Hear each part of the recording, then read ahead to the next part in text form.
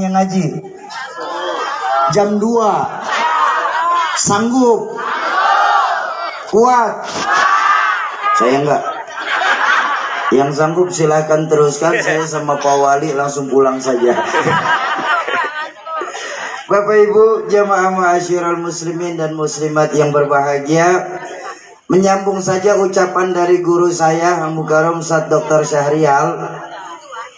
Peristiwa Isra dan Mi'raj adalah salah satu peristiwa yang hanya bisa ditangkap dengan nilai iman. Betul kata beliau tadi bilang, otak kita nggak mungkin mampu menangkap peristiwa sebesar Isra dan Mi'raj. Bagaimana mungkin bisa otak sekecil punya kita di Tanjung Balai ini memahami peristiwa Isra Mi'raj? Baginda Nabi dalam perjalanan Isra Mi'raj melakukan perjalanan yang sedemikian jauh dalam tempo yang amat sangat singkat. Menembus 3 buah alam, alam nasut, alam malakut, alam lahut. Alamnya manusia, alamnya malaikat, sampai alam Tuhan. Menembus 3 buah alam cuma dalam sepertiga malam terakhir. Enggak mungkin, kata kita orang Tanjung Balai. Impossible menurut ilmuwan sekular. Tapi kita sering lupa bahwa Isra Mi'raj maunya Allah. Ketika bertemu dengan maunya Allah, apa yang gak mungkin buat Allah? Betul apa betul? Wah, Allah sendiri kok ingin membuktikan dalam Al-Quran, idza arada syai'an ayyakula lahu kun. Ada nggak di surah Yasin? Ayat berapa? Hampir terakhir Soki, pokoknya kemarin saya baca masih ada. Udah biar cepet, nggak usah mikir lagi. Udah malam soalnya. Ketika bertemu dengan maunya Allah, apa yang nggak mungkin buat Allah? Oh maaf Bapak Ibu, hukum dunia, hukum otak kita di Tanjung Balai ini itu terbentur pada 2 perkara. Ini hukum otak nih Pak. Maaf. Makanya otak kita nggak akan nyambung. Hukum otak kita tuh cuma 2 perkara saja yang bisa masuk. Apa? Sebab, akibat. Ini hukum otak. Contoh, ketika ada anak kecil lagi digendong tuh, itu di belakang ada anak kecil lagi digendong. Otak saya berpikir Pak, itu ada anak kecil, pasti ada ibu, pasti ada bapak. Betul apa betul? Kok begitu Syauki? Tengok, ibu bapak namanya sebab, anak namanya akibat.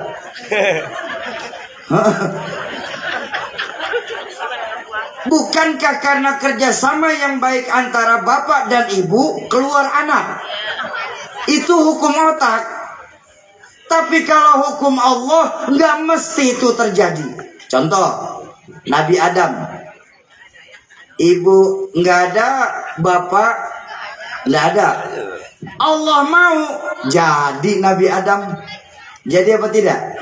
Jadi. Nggak akan pernah bisa Bapak Ibu sekalian diselidiki tentang asal muasal Nabi Adam. Padahal Nabi Adam nggak punya ibu, nggak punya bapak.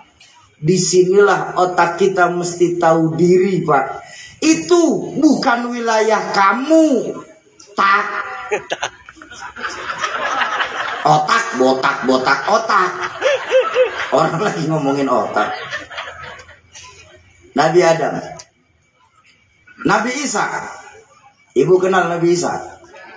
Kenal di mana? Sok tahu. Hebat Pak Wali, orang Tanjung Balai itu. Sampai Nabi Isa pun kenal. Oh iya, tahu. Baik, tahu. Ayo, Nabi Isa. Nabi Isa itu ibu ada, bapak enggak ada. Allah mau jadi Nabi Isa. Apalagi Nabi Isa Pak, lebih mudah Pak nyiptainnya, karena punya separuh modal. Ya iya, punya ibu kan separuh modal. Nabi Adam yang nggak punya modal, Allah mau jadi. Bu, nggak akan pernah bisa Bu. Diomongin dari kebiasaan masyarakat di Tanjung Balai ini. itu Siti Maryam kok bisa hamil ya? Padahal Siti Maryam kan gak punya suami. Oh maaf Bu, Siti Maryam seorang perempuan suci. Beliau hamil tanpa suami, itu disebut mukjizat. Betul apa betul? Apa namanya? Mukjizat. Sayang, banyak perempuan sekarang tidak mau kalah sama Siti Maryam. Di Jakarta, Pak Wali, di Jakarta. Ini saya cerita di Jakarta. Di kota Tanjung Balai sih insya Allah sama.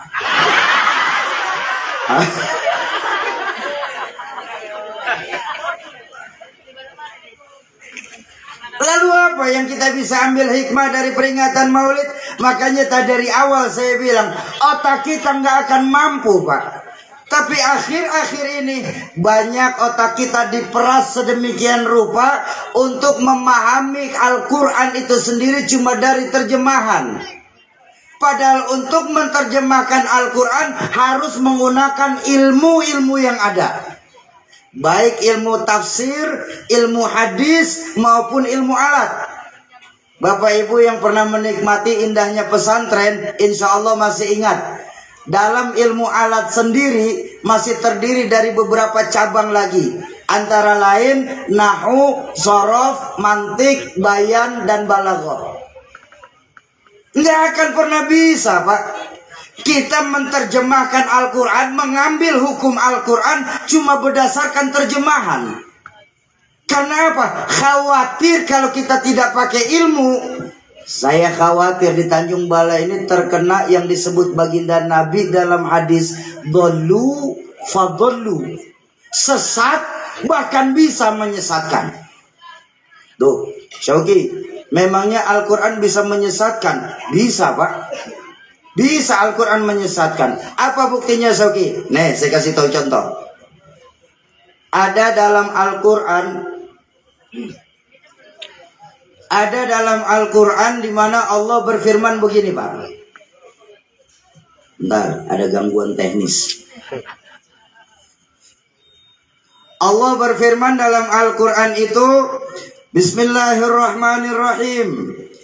Innalladzina amanu walladzina hadu wan nasara was-sabiin.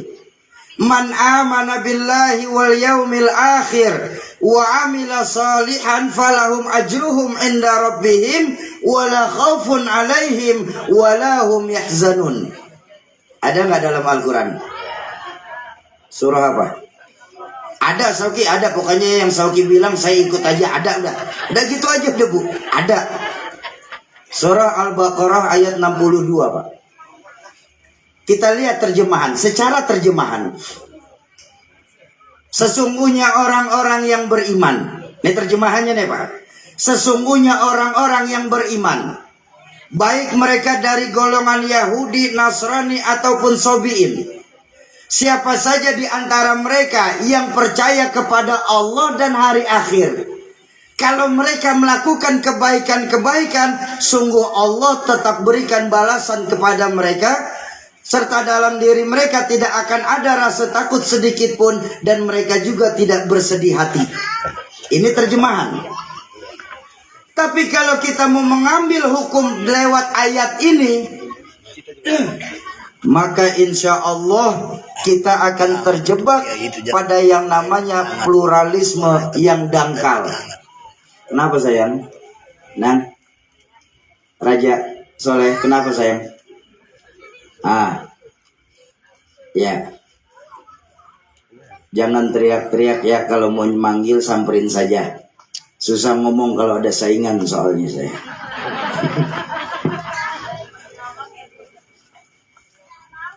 Soki, kok bisa ayat ini kita terjebak pada pluralisme yang dangkal? Ayo kita lihat. Dalam ayat ini Pak, dijelaskan tidak perlu kita beragama Islam untuk mendapatkan pahala dari Allah. Karena apa? Karena dalam ayat ini jelas syarat untuk mendapatkan pahala cukup beriman kepada Allah dan hari akhir. Apapun agamanya, mau dari Yahudi, mau dari Nasrani, ataupun dari Sobiin. Selama mereka percaya kepada Allah dan hari akhir, Kalau mereka melakukan kebaikan, Allah tetap berikan pahala atas diri mereka. Apakah nggak tersesat, Pak? Padahal dalam surah lain Allah mengingatkan dengan keras, wa may yabtaghi ghairal islami dinan fala yuqbala minhu wa huwa fil akhirati minal khasirin. Dan barang siapa yang mencari agama selain Islam, sungguh mereka akan tertolak semua amaliyahnya, dan di akhirat nanti mereka termasuk golongan orang-orang yang merugi. Ini loh bahayanya ketika Al-Quran kita perkosa untuk memenuhi syahwat nafsu belak dunia ini, Pak. Makanya apalagi bapak-bapak saya nih, dulu ingat ketika masih Orde Baru zaman Pak Harto, dulu untuk menghantam Golkar saja kita pakai ayat Quran saat itu. Masih ingat gak? Apa ayatnya? Wala taqrabu hadhihi syajarah. Jangan kamu dekati pohon itu. Itulah bahayanya, Pak. Quran ini bisa dibawa kemana saja. Makanya dalam belajar Al-Quran, ilmu itu penting. Kenapa? Ketika manusia sudah berada di posisi puncak, biasanya manusia kan sering lupa diri. Betul apa betul? Nih, kalau Bapak Ibu masih ingat, dulu di awal-awal 90, saya punya orang tua, Rahmatul Abror, Gezinuddin MZ pernah bilang begini. Beliau pernah baca sebuah penelitian yang dilakukan oleh seorang profesor di Amerika Serikat. Beliau baca tuh hasil penelitiannya. Nama profesornya ini Profesor Arthur Clarke. Ini Arthur Clarke ini, Bu, beliau ini sudah membayangkan kemajuan teknologi yang akan datang. Kalau kata orang tua saya tahun 90 saat itu, membaca dari hasil penelitiannya Arthur Clarke, menurut Arthur Clarke, nanti di tahun 2010-2020 yang namanya anak-anak kita sudah tidak perlu lagi datang ke sekolah. Kenapa? Karena tahun 2010-2020 nanti kata Arthur Clarke akan ditemukan semacam mechanical of education, mesin pengajar. Makanya kata orang tua saya tahun 90, nanti 2010-2020 kata beliau yang namanya guru, ustadz, kiai, guru majelis taklim, guru ngaji, nganggur total. Ayo, saya tanya, sekarang udah terjadi apa tidak? Ya. Coba lihat. Sekarang ini anak-anak kita untuk belajar nggak perlu lagi masuk ke dalam kelas, belajar online. Banyak kawan-kawan kita sekarang untuk memenuhi hasrat agamanya, ngajinya sama Mbah Google, belajarnya sama ustazah YouTube, bukan belajar langsung ke ulama-ulama yang ada sekarang ini. Tuh kata orang tua saya, 2010-2020 manusia sudah nggak perlu lagi datang ke sekolahan. Dilanjutkan menurut penelitian itu, nanti di tahun 2030-2040 kata Arthur Clarke, alhamdulillah ada lagi air. Iya, makasih. Makasih. Udah jangan pakai kue. Hah? Ya susah makannya gimana? Ini gelas banyak mah cuma pajangan doang, Bu. Iya, Pak. Jangan dibilang Soki gelasnya banyak, ceramahnya bakal lama, nggak ngaruh, Pak. Ember ditaruh nggak ngaruh, Pak. Bapak Ibu, dilanjutkan dalam penelitian tersebut, nanti tahun 2030, 2040, kita manusia sudah bisa menyamai kecepatan suara. Lihat, suara nih, saya bilang tes yang paling belakang kedengeran. Begitulah nanti 2030-2040. 2050-2060 kata Arthur Clarke, di mana manusia sudah bisa melakukan perjalanan lintas planet. Allahu Akbar. Interflight Sailor. perjalanan lintas planet. Kita lihat sekarang. Amerika saat ini lagi merancang bagaimana perjalanan bisa mendarat di bulan. Betul. Rusia bahkan lebih gila lagi, Pak. Bagaimana bisa pulang pergi dari bulan ke dunia, ke bumi. Orang Indonesia lebih hebat, memikirkan bagaimana cara hidup dari bulan ke bulan.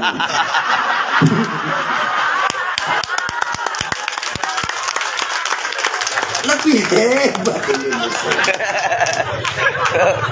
Bulan tua, bulan muda.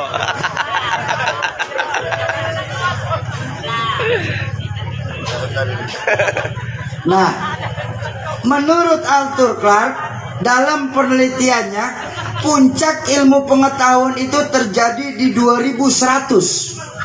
Di mana nanti tahun 2100 akan ditemukan semacam pil anti malaikat maut. Jadi saking majunya ilmu teknologi nanti 2100, yang namanya manusia sudah tidak perlu lagi untuk mati. Nah, ketika puncaknya ini hampir 15 abad yang lalu Allah memperingatkan apa? Kalla innal insana layatgha ar-ra'ahus taghna. Jangan suka begitu kalian manusia. Sungguh kalian manusia ini sering lupa diri ketika posisi sedang berada di puncaknya. Ya puncak jabatan, ya puncak kekuasaan, ya puncak kekayaan, maupun puncak ilmu pengetahuan. Kita sering lupa diri, Pak. Betul. Nih, sejarah nih. Fir'aun. Itu tadinya Fir'aun itu cuma seorang raja biasa, Pak. Cuman karena terlalu diiya-iyakan sama rakyatnya saat itu, sombong dan jumawa Fir'aun. Sehingga kalimatnya dia berkata, Ana Rabbukumul A'la. Akulah Tuhanmu yang paling tinggi. Tiada Tuhan selain aku, kata Fir'aun. Pejabat sombong, anak buahnya Fir'aun. Ngeri dia. Dititipin harta, sombong. Macam Korun. Korun itu untuk membawa kunci gudang hartanya, Pak, membutuhkan 60 ekor unta, Pak. Allah. Tapi di puncak kekayaannya, Korun lupa, dia berkata bahwa Allah tidak ada hubungannya dengan kekayaannya ini. Semua ini hasil usaha saya. Allah murka, ditenggelamkan Korun beserta hartanya. Makanya kalau belakangan ini sering nemu uang di bawah tanah, itu disebutnya harta karun. Kalimat dari Korun, Pak. Tuh. Innal insana layatgha ar-ra'ahus taghna. Makanya maaf Bapak Ibu, maaf. Kalau tidak didasari dengan nilai-nilai keimanan, bisa gila kita memikirkan sifat Tuhan. Nah, makanya kalau mau bicara jujur, maaf. Ayat innalladzina ini ayat yang sangat digemari oleh orang-orang sekular dan liberal, Pak. Merekalah yang berani berkata bahwa semua agama baik, semua agama benar. Makanya kita di Tanjung Balai sudah tidak lagi perlu yang namanya agama. Innalillahi wa inna ilaihi raji'un. Musuh kita saat ini sesungguhnya, Pak, bukan orang-orang kafir, Pak. Mereka tahu mereka nggak akan pernah bisa nyerang Islam secara terang-terangan di Tanjung Balai. Makanya strategi mereka potong lagi, mereka ubah strategi mereka dalam menghilangkan Islam di Tanjung Balai. Apa? Menggunting dalam lipatan. Makanya saya berani bilang Bapak Ibu, maaf, hancurnya Islam di Indonesia ini dikarenakan dua perkara. Apa? Pertama, fanatisme kita kepada organisasi kita. Seolah-olah organisasi kita lah yang paling benar. Mereka berlindung di balik baju yang bernama toleransi. Ini mereka berlindung, mereka para sekular dan liberal. Yang kedua apa? Yang kedua, yang bikin Islam hancur di Indonesia ini, semakin banyaknya orang munafik dalam diri Islam ini, Pak. Padahal baginda Nabi sudah mewanti-wanti, sudah memperingatkan dengan keras. Apa? Idza azzamat ummatid dunya nuzi'at minha haibatul Islam. Kalau saja umatku ini sudah cenderung mengagung-agungkan dunia, cinta dengan urusan dunia, maka akan dicabut kehebatan Islam dalam dirinya. Ayo kita lihat sekeliling kita sekarang, Pak. Dengan makin banyaknya orang-orang munafik di antara kita, mereka sesuka hati menyerang Islam, Pak. Sekarang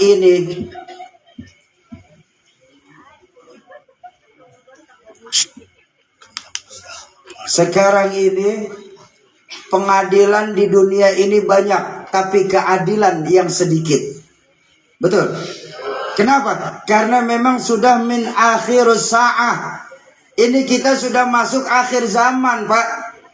Di mana baginda Nabi pernah memperingatkan begini. Nih, saya ingin cerita sedikit tentang hadis akhir zaman yang diajarkan oleh guru-guru saya.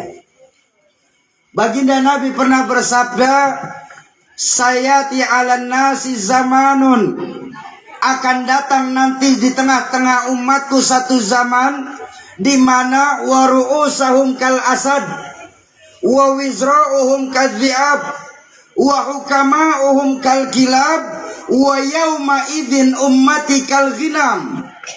Akan datang nanti zamannya di tengah-tengah manusia di mana waru'usahum kal asad, pemimpin-pemimpin mereka saat itu enggak ubahnya laksana seekor singa, Pak. Allahu Akbar. Bu, tahu singa? Masih ingat singa? Tengok singa, Pak. Dimanapun ada hutan, yang namanya raja hutan pasti singa. Betul? Padahal singa nggak pernah bikin pemilu, Pak. Nggak ada. Tapi dimanapun ada hutan, rajanya pasti singa. Lihat ketika singa sudah mulai jadi raja, Pak. Dikasih 1 periode, nambah 2 periode. Singa. Saya lagi ngomong singa juga. Dikasih 1 periode, minta 2 periode. Ngomong tuh singa, saya nggak tertarik maju jadi 3 periode. Belakangan singa ngomong, kalau untuk urusan demokrasi maka saya berhak maju lagi jadi raja. Kata singa. Singa, ini mah singa. Oh, saya lagi ngomong singa kok. Singa ini, Pak. Coba lihat. Singa itu kalau lagi diem polos mukanya, Pak. Singa, orang lagi ngomongin singa juga. Coba lihatlah ketika singa sudah menjadi raja, Pak, maka yang berlangsung di hutan adalah hukum rimba. Betul apa betul? Apa hukum rimba itu? Yang kuat akan memangsa yang lemah. Ayo kita lihat. Alhamdulillah benar di Indonesia ini yang namanya angka kemiskinan sudah turun. Alhamdulillah turun ke anak cucu.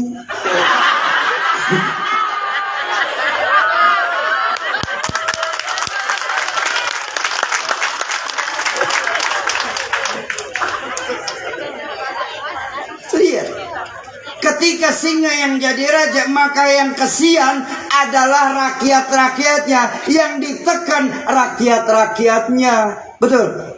Dan ini bukan di Indonesia, hampir di seluruh negara di dunia ini rajanya semua singa. Ada di satu negara, Bu, di mana negara tersebut punya pulau garam terbesar. Garamnya impor. Di luar negeri ini, Pak. Pulau garamnya besar, garamnya impor. Ada di satu negara juga di mana ladang minyak dan sawitnya terhampar luas. Minyak gorengnya langka. Di luar negeri, ini saya cerita di luar negeri. Di luar negeri, jauh Pak, bukan di Indonesia. Saya nggak bilang di Indonesia, di luar negeri. Oh jauh ini Bu, sudah luar negeri, luarnya lagi masih. Jauh lah, bukan di sini. Kenapa? Karena pemimpinnya seperti singa. Kalau pemimpin sudah seperti singa, kata baginda Nabi meneruskan hadisnya, wa wizra'uhum kadhi'ab. Para pejabat-pejabat publiknya, para wakil-wakil rakyatnya, tingkahnya enggak ubahnya layaknya seekor serigala. Allahu Akbar. Bapak Ibu tahu yang namanya serigala? Dulu saya belajar Pak, serigala itu adalah hewan yang paling licik Pak. Betul apa betul? Serigala itu Pak, Bu, kalau dia mau makan daging domba, dia akan nyaruh pakai bulu domba, Pak. Makanya ada lagunya Rita Sugiarto berjudul Serigala Berbulu. Hafal semua ya. Coba lihat sekarang ini. Ada di satu negeri di mana para wakil-wakil rakyatnya baru perlu lagi konstituennya, baru lagi perlu suaranya saat mau menjelang pemilu saja. Di luar negeri, kalau lagi menjelang pemilu, lihat para calon-calon wakil rakyat itu Pak, menggunakan baju rakyat. Slogannya pun mantap, kami dari rakyat untuk rakyat. Begitu jadi makanin duit rakyat. Di luar negeri ini, kalau wakil rakyat di Indonesia mah insya Allah sangat mewakili wakil rakyatnya, ya. Rakyat pengen punya uang banyak, diwakilin sama wakilnya. Rakyat pengen naik mobil enak, diwakilin sama wakilnya. Rakyat mau tidur di kasur empuk, diwakilin sama wakilnya. Rakyatnya ya begini-begini aja. Ayo kita lihat sekarang ini. Kalau pemimpin sudah seperti singa, pejabat-pejabat publiknya sudah seperti serigala, maka baginda Nabi menambahkan hadis tersebut, wa hukama'uhum kal kilab. Para penegak-penegak hukumnya saat itu enggak ubahnya laksana seekor anjing. Innalillahi wa inna ilaihi rajiun. Ini paket komplit Pak, komplit ngancurin negara Pak. Pemimpin singa, menterinya serigala, penegak hukumnya anjing. Allahu Akbar. Maaf sekali maaf. Kita tahu yang namanya anjing pada hakikatnya tidak pernah tahu, tidak pernah bisa membedakan mana maling, mana tuan rumah. Yang anjing tahu, siapapun yang kasih saya daging, itulah majikan saya. Betul apa betul? Maling kalau datang ke rumah kita ada punya anjing, bawa daging, tenang anjingnya Pak. Kenapa? Anjing.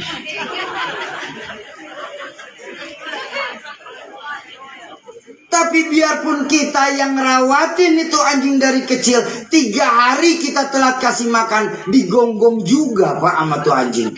Kok bisa? Anjing. Iya maaf, saya nggak bilang semua ya, nggak. Karena ini bukan, sekali lagi saya bilang, saya nggak bicara di Indonesia. Penegak hukum Indonesia ini bagus-bagus Pak. Dari 100%, paling cuma 10% Pak yang kayak anjing Pak. 90% masih bagus. Ya, polisi, TNI, pejabat kejaksaan, insya Allah 90%-nya masih bagus. Cuma 10% aja yang jelek. Jadi kita nggak bisa nyamain semua, setuju? Cuma 10% yang jelek. Cuma yang 10% itu kepalanya.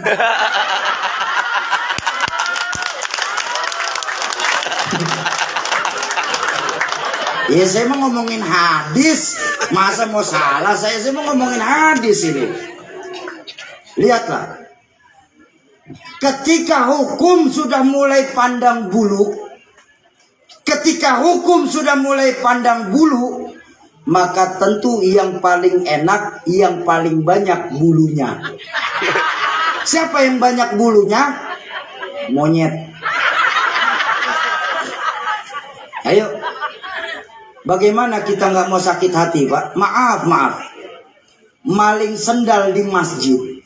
Ketahuan babak belur, Pak, berdarah-darah. Bawa ke hukum minimal kena 2 hari, paling lama 4 hari di penjara, Pak. Maling sendal babak belur masih masuk penjara, Pak. Maling uang negara triliunan rupiah diembat masih sempet dada-dada. Kenapa? Anjing. Ini paket komplit ini. Pemimpin singa, menteri dan pejabat publik serigala, penegak hukum seperti anjing. Maka kata baginda Nabi di akhir hadisnya, wa yauma idzin ummati kal ghinam. Nasib umatku saat itu enggak ubahnya laksana seekor kambing. Innalillahi wa inna ilaihi raji'un. Bapak Ibu tahu kambing? Baik. Saat Idul Adha, kambing itu hewan yang paling pasrah, Pak. Sapi aja ditarik masih ngelawan. Kambing nggak ada ngelawannya, Pak. Iya kan? Ditarik ke sini, mbe. Didorong ke sono, mbe. Dipotong, mbe. Kambing loh. Apa bedanya sama kita, Pak? Ayo kita pikir baik-baik. Disuruh jaga soft sholat, ikut jaga soft sholat.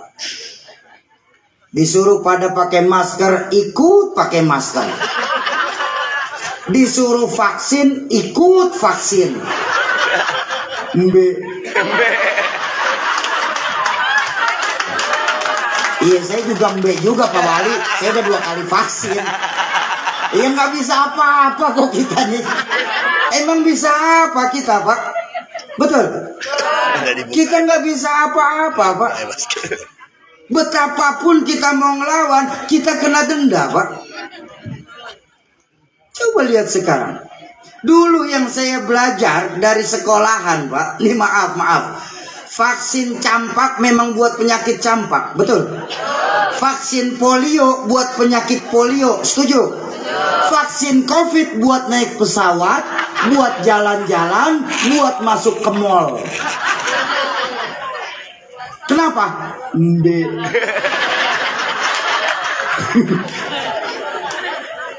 Ayo, sudah waktunya kita umat Islam ini harus melek, Pak. Sudah terlampau lama kita nih tertidur pulas. Ayo sama-sama kita nih harus saling asah, asih, asuh. Jangan justru kita saling gasak, gesek, gosok.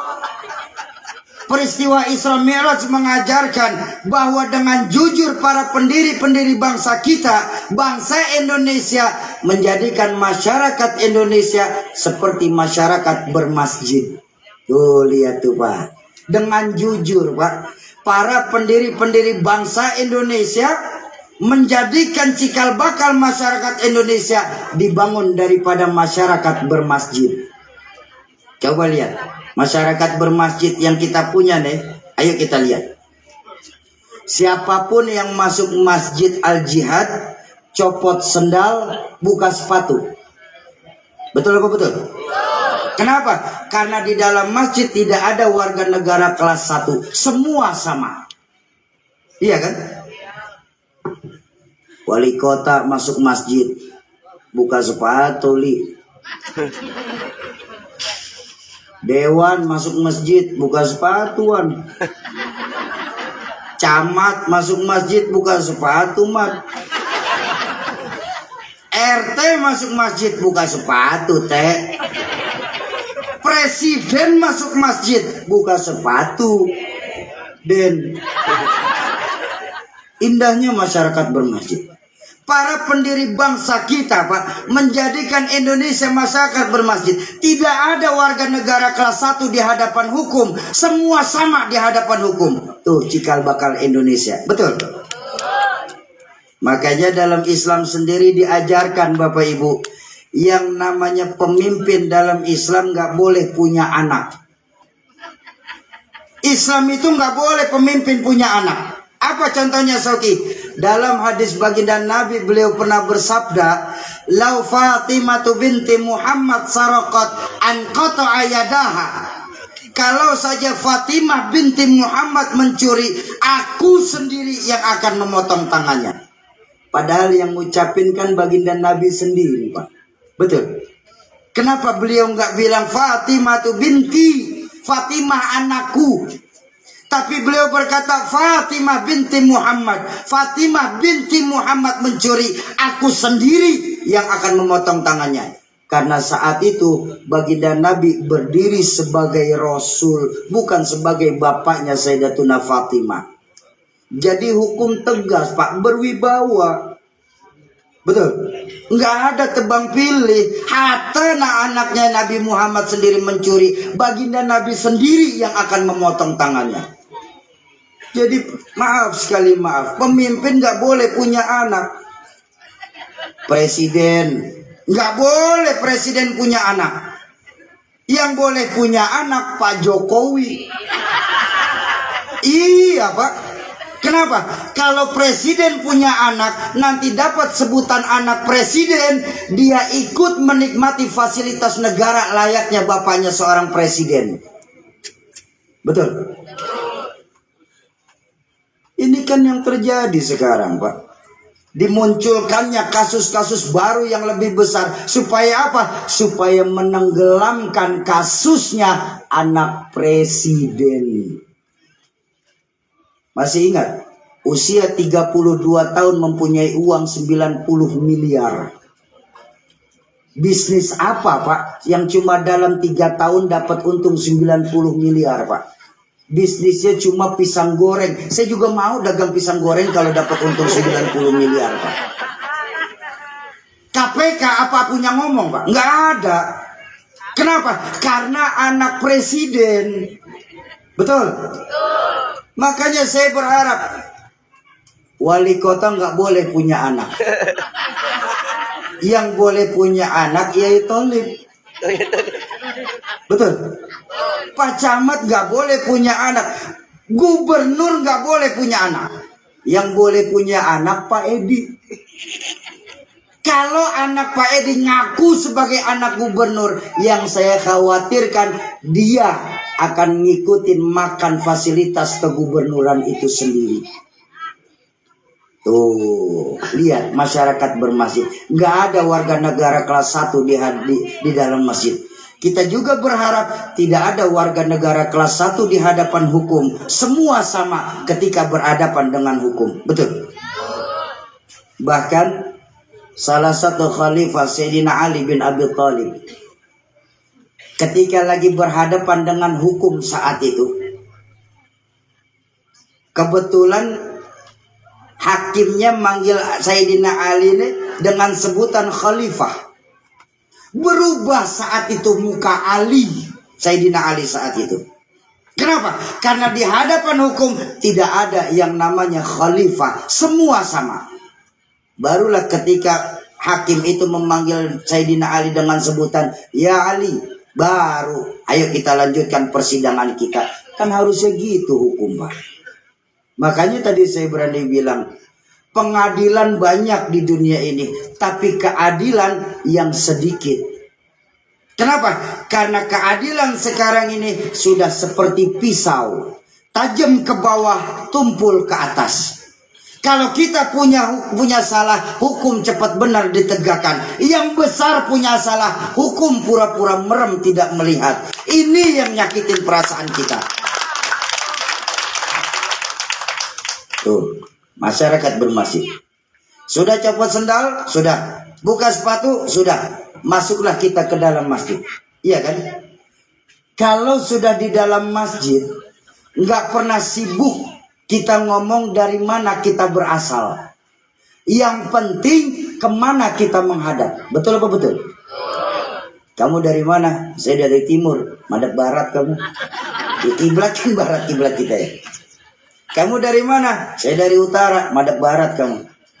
Kamu? Saya dari selatan. Madep barat juga.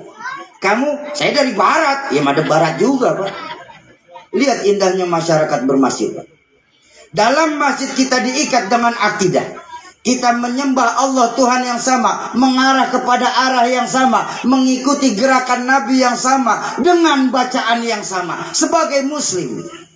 Tapi sebagai bangsa, ingat kita sudah kontrak lewat Sumpah Pemuda, kita mau bersatu nusa, satu bangsa, dan satu bahasa. Itulah Indonesia. Betul. Tapi tengok akhir-akhir ini, kerjaan sekuler dan liberal, mereka mengacak-acak lagi Bhinneka Tunggal Ika di Indonesia ini Pak. Mereka berlindung di balik baju yang namanya toleransi. Mereka berkata, saya berani berkata Pak, toleransi yang baik itu bukan bisa baca Al-Quran di dalam gereja. Toleransi yang baik itu juga bukan sholawat badar di dalam gereja Pak. Dan bukan toleransi namanya kalau menghidupkan sholat di dalam altar gereja. Itu pelecehan Pak. Menghidupkan ibadah di dalam ibadah orang lain. Pelecehan namanya. Betul. Kalau memang baca Al-Quran disebut toleransi. Kalau sholawat badar di dalam gereja kita iakan sebagai toleransi. Sholat berjamaah di altar gereja juga disebut toleransi. Maka jangan salahkan agama-agama lain Pak. Ketika masuk Idul Fitri dan Idul Adha, lewat speaker masjid kita nanti, mereka akan menyanyikan lagu-lagu rohani dengan dalih toleransi lewat speaker masjid kita. Apakah itu yang mau kita sebut toleransi? Ini sekarang toleransi kita ini toleransi kebablasan Pak. Karena semakin banyaknya orang munafik, ya akhirnya toleransinya kebablasan. Masa kita mayoritas, hampir 80% umat Islam di Indonesia, mayoritas Pak. Nasibnya harus sama dengan saudara-saudara kita yang jauh di bawah kita Pak. Saya punya contoh beginilah. Saya punya 2 anak. Satu usia 15, satu lagi usia 5 tahun. Dua-duanya saya kasih jajan satu hari 15.000. Kira-kira saya adil apa tidak? Nggak akan adil. Kenapa? Yang 15 tahun jajan 15.000 mungkin wajar. Kenapa? Ada kebutuhan buat internet belajar online. Tapi yang 5 tahun jajan 15.000 buat apa? Ini toleransi kita Pak. Yang 15 tahun dan yang 5 tahun harus sama berdirinya Pak. Ini nggak toleransi, pemaksaan kehendak. Ada satu contoh nyata.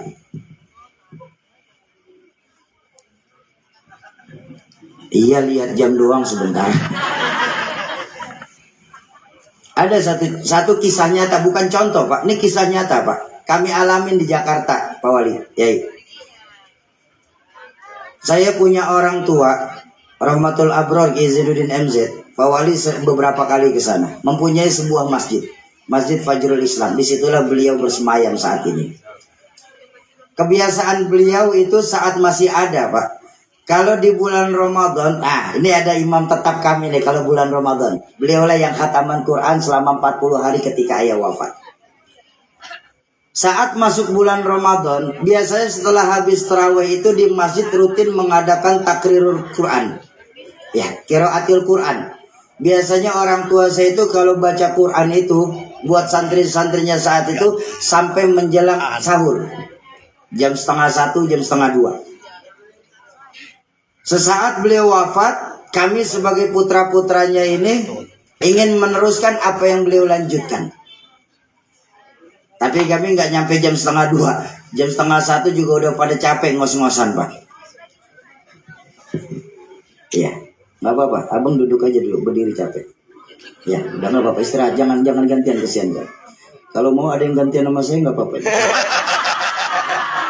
Iya, udah istirahat aja, istirahat sayang. Nah, nggak apa-apa, nggak apa-apa. Jangan duduk aja kan. Tuh kan susah duduk ya kan. Iya. Ini sampai subuh soalnya kita nanti.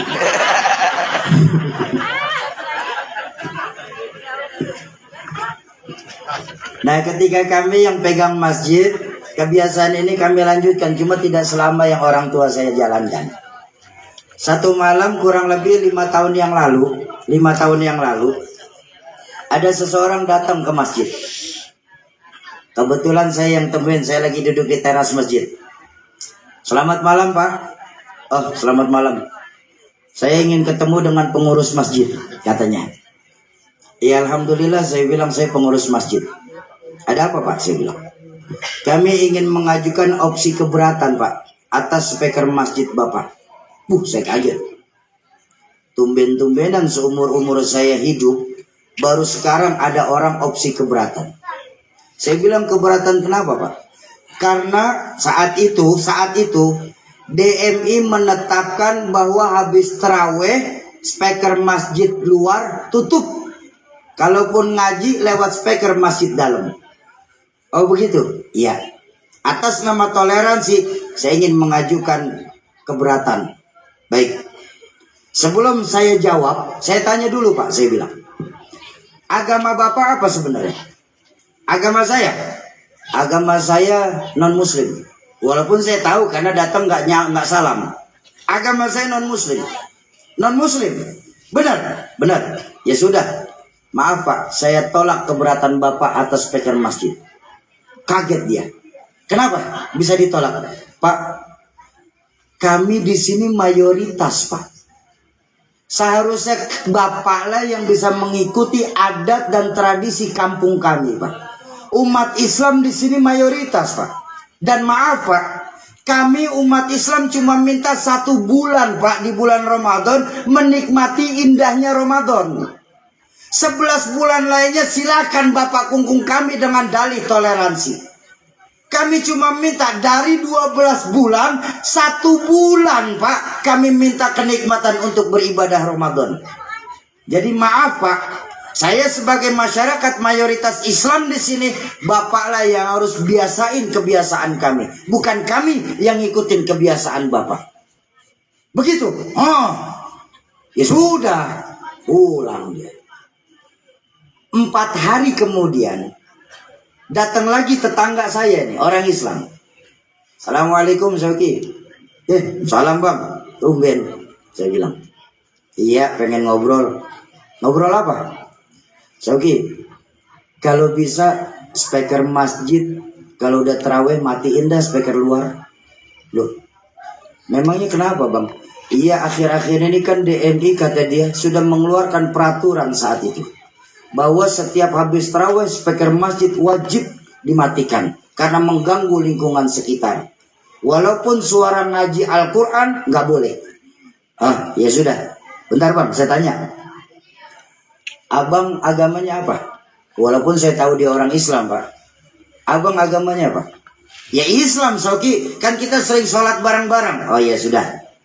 Kalau benar abang masih Islam, alhamdulillah masih. Kalau memang abang benar agamanya Islam, abang lagi kesurupan setan bagian mana, Bang? Tuh, saya waras, oke, nggak kesurupan setan, Bang. Cuma orang yang lagi kesetanan, Bang, nggak senang dengan suara Quran di dalam masjid, Bang.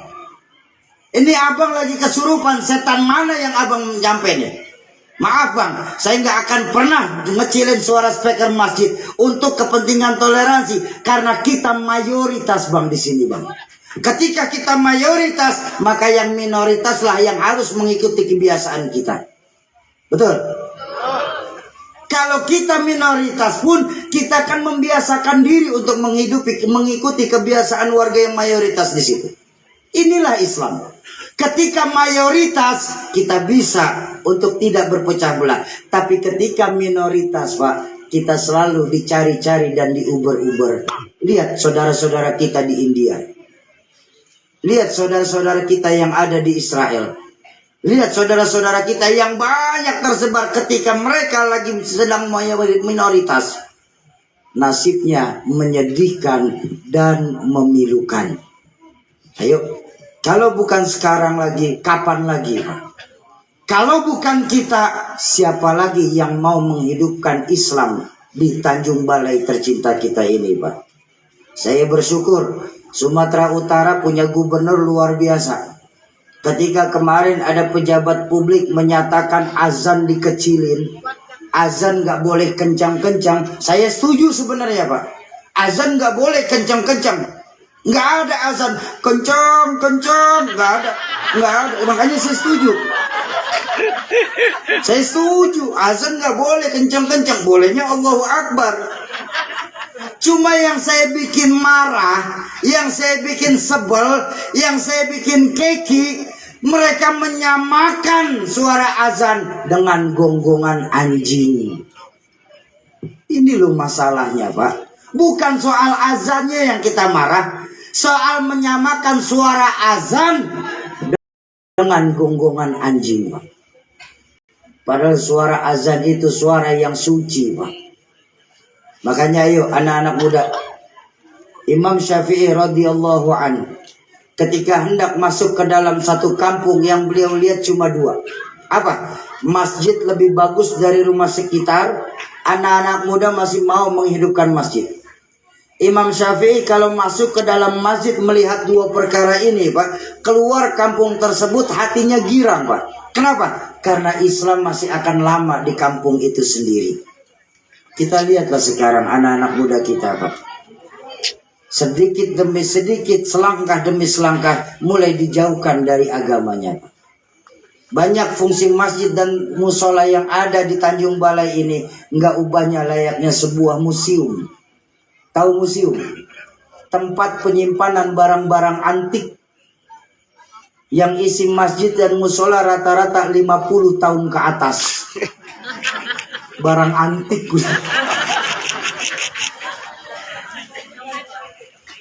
Ayo adik-adik saya, ingat Pak, Bu, hidup hanya sebuah perjalanan panjang. Bahkan Imam Hasan Al-Basri mengajarkan bahwa hidup kita di dunia ini nggak lebih dari 3 hari, Pak. Allahu Akbar. Hidup kita di dunia ini nggak lebih dari 3 hari. Hari kemarin, hari esok, dan hari ini. Hari kemarin sesuatu yang sudah lewat dan gak akan pernah bisa kita ulang. Betul, Bu? Ibu-ibu yang 30 tahun kemarin masih kelihatan enak.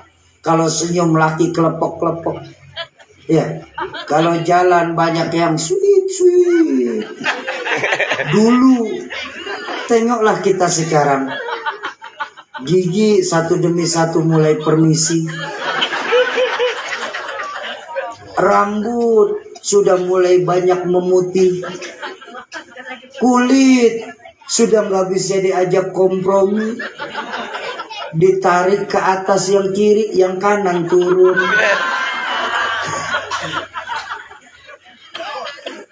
Hari kemarin sesuatu yang sudah lampau dan nggak akan bisa kita ulang kembali. Hari esok sesuatu yang misteri dan kita nggak akan pernah tahu apakah kita masih bisa bertemu dengan hari esok. Maka yang terbaik diajarkan sama Imam Hasan Al-Basri adalah hari ini. Bukankah Sayyidina Ali pernah mengajarkan orang yang terbaik dalam Islam itu adalah orang yang hari ini lebih baik dari kemarin dan esok hari jauh lebih baik daripada hari ini. Mumpung kita masih dikasih nyawa sama Allah.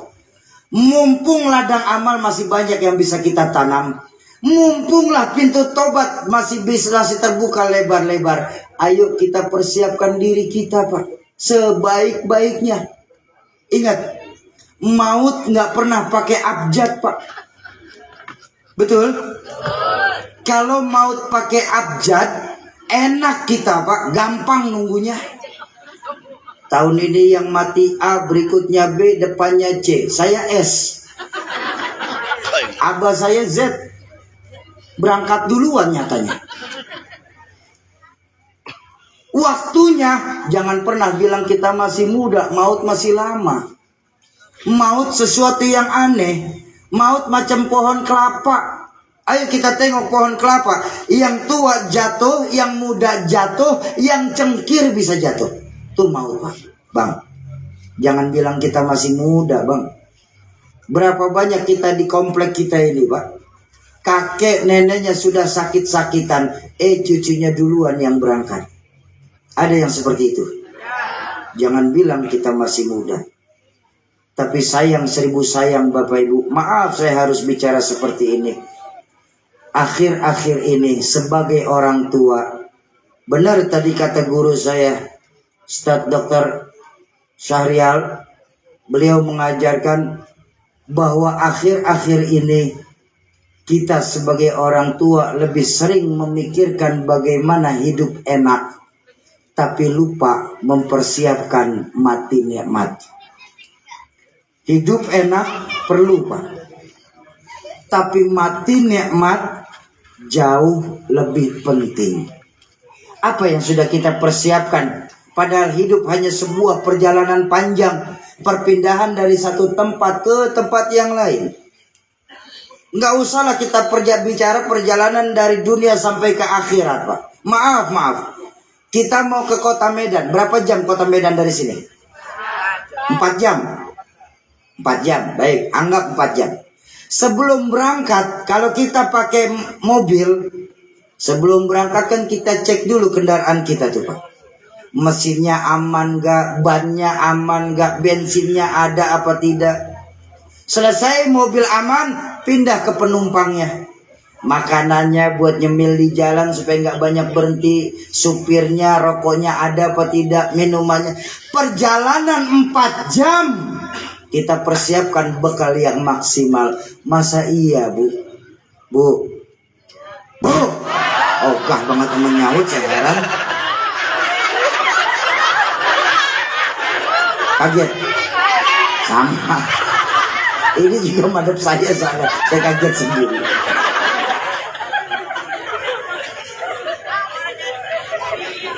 Padahal perjalanan kita menempuh alam kubur saja, Pak, itu misteri, Pak. Betul apa betul? Berapa lama nanti di dalam kubur? Coba bayangkan. Sampai datang hari kiamat. Allahu Akbar. Bila sauki kiamat datang, jangankan saya, Nabi Muhammad aja tidak tahu. Kalau saya Muhammad Sauki malam hari ini meninggal, Pak, langsung diurusin sama guru-guru saya, langsung dikubur di Tanjung Balai. Besok pagi ternyata kiamat, lumayan saya, Pak. Kenapa? Semalaman doang saya ditanam. Tapi kalau kiamatnya masih 1000 tahun. Sedangkan perjalanan 4 jam saja kita persiapkan bekal maksimal. Apalagi perjalanan yang mencapai ribuan tahun nanti, Pak.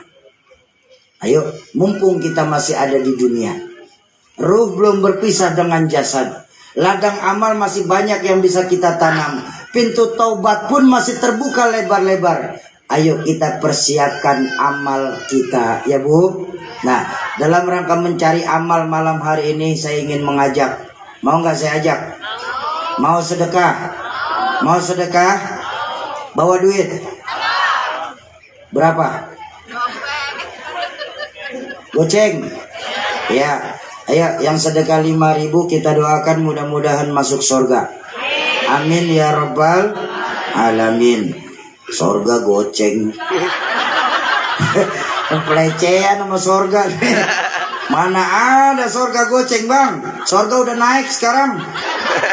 Surga goceng. Yang bener aja.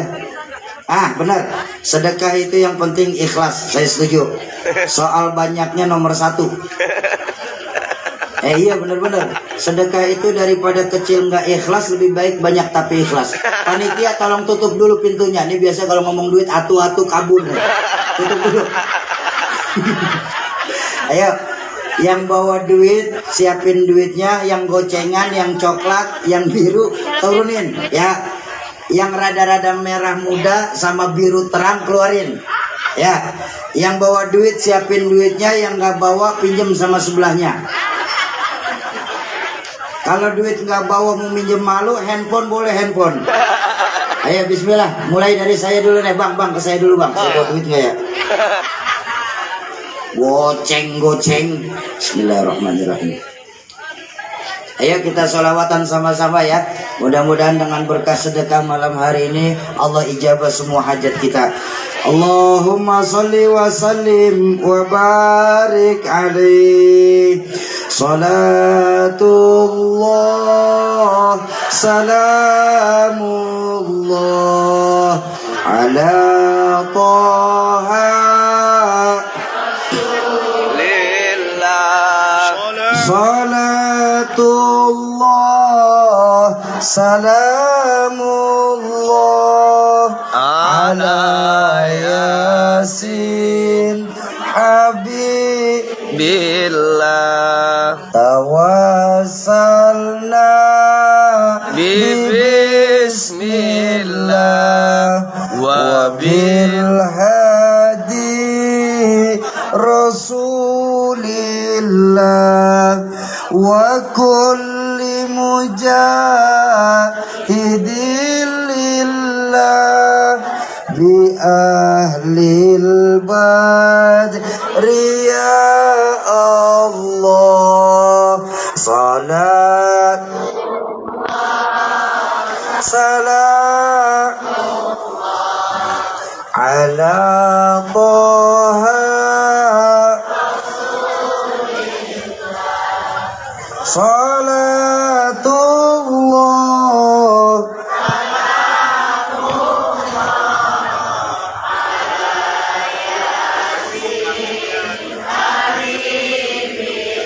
Ilahi nafisil kurba minal asina wal atba wa kulli baliyati wa waba bi ahlil badri ya Allah salat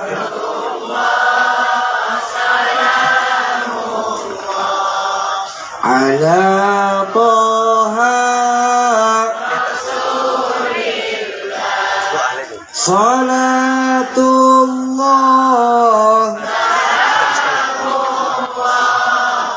ala Yasin ala Yasin. Bapak Ibu, ayo sama-sama kita baca suratul Fatihah. Mudah-mudahan lewat keberkahan Fatihah yang kita bacakan ini kita tujukan buat orang tua kita, guru-guru kita, keluarga, sahabat dan kerabat kita yang terlebih dahulu mendahulukan kita. Khusus manijtama hahuna bisababihim kullu. Suratul Khas Al-Walid Kiai Haji Zainuddin MZ dan Umi Haja Siti Khalilah binti Haji Ayub. Mudah-mudahan lewat keberkahan dari suratul Fatihah yang kita bacakan, Allah ampuni segala dosa-dosa beliau. Allah jadikan alam kubur beliau sebagai taman dari taman surga. Yang kedua, untuk kita semua, orang tua kita, guru-guru kita, keluarga, sahabat dan kerabat kita yang pada malam hari ini sedang kurang sehat, mudah-mudahan lewat keberkahan dari suratul Fatihah dan keberkahan sedekah yang kita keluarkan, Allah angkat segala penyakitnya, Allah sehatkan kembali jasmaninya, Allah kumpulkan lagi di tengah-tengah keluarga tanpa kurang satu apapun.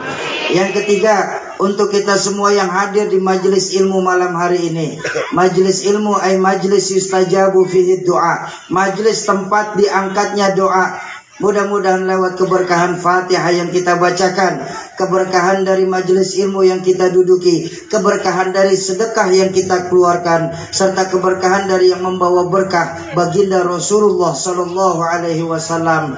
Apabila ada yang sedang punya hajat, Allah percepat qabul hajatnya, Allah gampangkan segala urusannya, Allah luaskan rizkinya, Allah mudahkan segala usahanya, Allah jadikan anak keturunannya sebagai anak keturunan yang soleh dan solehah, serta Allah jadikan rumah tangganya sebagai rumah tangga yang membawa berkah dunia sampai akhirat. Ala hadhihi niyah wa ala likulli niyatin salihah wa ila hadratin Nabil Mustafa. Al-Fatihah. A'udzu billahi minasyaitonir rajim. Bismillahirrahmanirrahim. Alhamdulillahi rabbil alamin arrahmanir rahim maliki yaumiddin. Iyyaka na'budu wa iyyaka nasta'in. Ihdinas siratal mustaqim. Shiratal ladzina An'amta 'alaihim ghairil maghdubi 'alaihim waladdallin. Amin. Nastaghfirullahalazim, nastaghfirullahalazim, nastaghfirullahalazim. Bismillahirrahmanirrahim. Alhamdulillahi rabbil alamin. Hamdan yuwafi ni'amahu wa yukafi'u mazida. Ya Rabbana lakal hamdu kama yanbaghi li jalali wajhika wa 'azimi sultanik. Subhanaka la nuhsi thanan 'alaika kama athnayta 'ala nafsik. Allahumma shalli wa sallim wa barik wa 'azim wa karim 'ala sayyidina Muhammad sayyidi kulli mawjud wa asbabi kulli mawjud wa 'ala alihi wa sahbihi wa man tabi'ahum bi ihsanin ila yaumil maw'ud. Allahumma yassir biha umurana wa hasil biha maqasidana ya Allah. Allahumma ya mujibad da'i, ya mughithal mustaghith, ya rahimad dha'if, ajib da'watana wa ajil biqada'i hajatina ya arhamar rahimin. Allahumma sun wujuhana bil yasar wa la tuhinna bil ikhtar, fanastarzuqa talibi rizkika wa nasta'tif shirara khalqika wa nastaghla bihamdi man a'tana wa nubtala bidhammin man mana'ana wa anta min wara'i dhalika kulli ahlul ata wal man'i. Allahumma kama sunta wujuhana 'anis sujud illa lak fasunna 'anil hajati illa ilaik bijudika wa karamika wa fadlika ya arhamar rahimin ya arhamar rahimin ya arhamar rahimin. Rabbi fir lana wa li walidina warhamhum kama rabbawna shighara wa li jami'il muslimina wal muslimat wal mu'minina wal mu'minat al ahya'i minhum wal amwat innaka sami'ud du'a. Allahumma ighfir li ummati sayyidina Muhammad. Allahumma arham ummata sayyidina Muhammad. Allahumma ansur ummata sayyidina Muhammad. Allahumma jubur ummata sayyidina Muhammad. Allahumma barik lana fi Sya'ban wa balighna Ramadan. Amin ya Allah. Allahumma barik lana fi Sya'ban wa balighna Ramadan. Allahumma barik lana fi Sya'ban wa balighna Ramadan. Rabbana hab lana min azwajina wa dhurriyyatina qurrata a'yun waj'alna lil muttaqina imama. Rabbana atina min ladunka rahmatan wa hayyi lana min amrina rasyada. Rabbana zalamna anfusana wa in lam taghfir lana wa tarhamna lanakunanna minal khasirin. Rabbana atina fid dunya hasanah wa fil akhirati hasanatan wa qina adzabannar. Wa sallallahu ala sayyidina Muhammadin wa ala alihi wa sahbihi wa sallam. Subhana rabbika rabbil izzati amma yasifun wa salamun alal mursalin walhamdulillahi rabbil alamin. Ucapan terima kasih wabil